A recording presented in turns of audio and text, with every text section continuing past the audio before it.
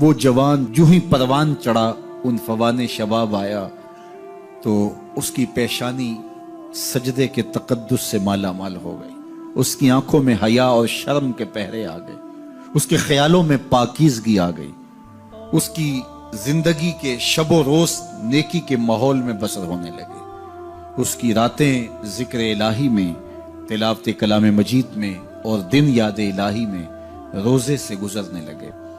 وہ جوان جس کی جوانی اللہ کی عبادت میں گزری، کیونکہ جوانی اگر عبادت میں گزر گئی تو بڑھاپا تو پر نور ہے ہی ہے۔ سب سے مشکل مرحلہ زندگی کا جوانی کا ہے۔ شیطان زیادہ ورغلاتا ہے کسی شخص کو جب وہ جوانی کے مرحلوں سے گزر رہا ہوتا ہے۔ تو جس کی جوانی خیریت کے ساتھ گزر گئی اور اس نے اپنی جوانی کے تقدس کو محفوظ رکھ کے منزل تک پہنچا لیا، اپنی عصمت کے جوہر کی حفاظت کی، اپنی آبرو کو لٹنے نہیں دیا، اپنی آنکھوں کی شرم و حیا پر پہرے بٹھائے اور آنکھ کو برباد نہیں ہونے دیا اور اپنی زندگی کے تقدس کا پہرا دیا، تو جو جوان اپنی جوانی کو خیریت کے ساتھ گزار گیا۔ کسی نے کہا تھا نا، کتاب زیست کا ایک اور باب ختم ہوا، شباب ختم ہوا، ایک عذاب ختم ہوا۔ تو جوانی جس کی منزل تک پہنچ گئی خیریت کے ساتھ، عافیت کے سائے میں۔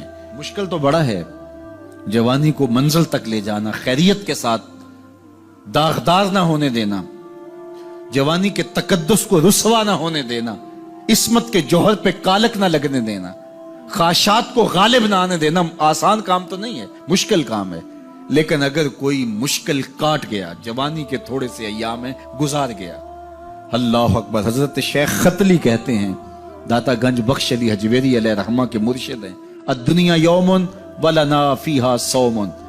وہ کہتے ہیں دنیا ایک دن ہے، ہم روزہ رکھ کے گزار رہے ہیں۔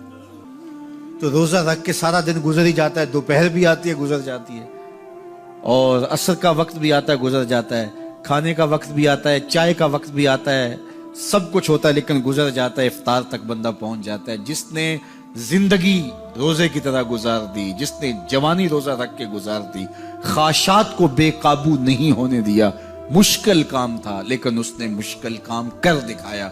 اجر کتنا بڑا ہے، سنیے اللہ کے محبوب کی زبان سے سنیے۔ حضور نے ارشاد فرمایا جو سیدنا ابو ہریرہ کے ذریعے سے ہمارے تک پہنچا، فرمایا قیامت کے دن جب سورج کا رخ سیدھا ہوگا، زمین تانبے کی ہوگی، لوگ پسینے میں شرابور ہوں گے، کوئی ٹخنوں تک پسینے میں، کوئی گھٹنوں تک، کوئی کمر تک، کسی کو پسینے کی لگام دی جائے گی، اور وہ پسینہ ایسے نہیں ہوگا جس طرح یہ پسینہ ہے، اتنا گرم ہوگا۔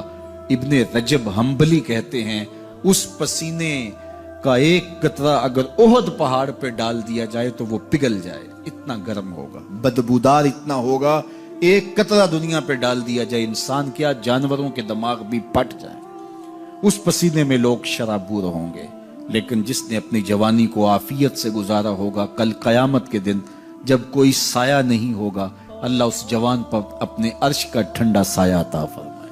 وہ شخص جس کو کسی عورت نے دعوت گناہ دی اور وہ صاحب منصب تھی، صاحب جمال تھی، اور اس نے یہ کہہ کہ یہ خواہش، یہ آرزو مسترد کر دی، انی خاف اللہ۔ اسی طرح کوئی عورت ہے تو اس نے اپنے تقدس کی حفاظت کی، اپنی آبرو پہ پہرا دیا اور کسی پیشکش کو ٹھکرا دیا، تو فرمایا قیامت کے دن جب کوئی سایہ نہیں ہوگا، اللہ اسے بھی اپنے عرش کا ٹھنڈا سایہ دے گا۔ کیسا سخت دن ہوگا، اور وہ کس اعزاز میں ہوگا، کس تکریم میں ہوگا۔ یہ تو 4 دن 10-20 سال ہیں، اور وہ 50,000 سال کا ایک دن۔ پھر اس کو اللہ کا شکر ادا کرنا ہوگا کہ اللہ تو نے کتنا کرم کیا میرے اوپر کہ میری جوانی خیریت اور عافیت سے گزری، اور آج اس کا تو کتنا بہتر صلہ مجھ کو دے رہا۔ انسان جب کوئی اچھی بات سنتا ہے تو انسان کی فطرت ہے کہ وہ آگے منتقل کرتا ہے۔ آج کل وہ شیئر کر دیتے ہیں نا، جو بات آئے تو آپ اس کو آگے بڑھاتے ہیں، دوستوں میں شیئر کر دیتے ہیں۔ تو یہ انسان کی فطرت سے افواہیں بھی اس لیے پھیلتی ہیں کہ جو بھی بات آپ سنتے ہیں فوری آپ کی کوشش ہوتی ہے کہ یہ سب سے پہلے دوستوں کو میں ہی بتاؤں۔ تو یہ انسانی فطرت ہے۔ تو جب افواہ اور ایسی چیز، کوئی غم کی خبر بھی ہو، کسی کی وفات کی خبر بھی ہو، تو اس وقت بھی انسان کی فطرت، سست سے سست آدمی بھی پھر جلدی جلدی فون کرتا ہے، آگے بڑھاتا ہے کہ فلاں سے ایک فوت ہو گیا۔ تو تو چونکہ یہ فطرت ہے، بات کو آگے بڑھانے کا شوق ہے انسان کے اندر رکھا ہے، اس سے چیزیں پھیلتی ہیں، اور پھر جو خیر کی خبر ہوگی یا خیر کی بات ہوگی تو اس کو تو آگے پھیلانے کا پھر ہمارا دین بھی ہمیں ترغیب دیتا ہے، جذبہ دلاتا ہے۔ تو حضرت ابو ہریرہ اس جذبے کے تحت جو سنتے تھے پھر آگے منتقل کرتے۔ اب حضور کی بارگاہ سے اٹھ کے جاتے تو سب سے پہلے گھر جاتے اور سب سے پہلے اپنی ماں کو سناتے، اور ماں تھی کافرہ، وہ سننے کی بجائے، خوش ہونے کی بجائے سن کے وہ الٹا ناراض ہوتی اور کوئی نہ کوئی ایسی بات کر دیتی۔ سید ابو ہریرہ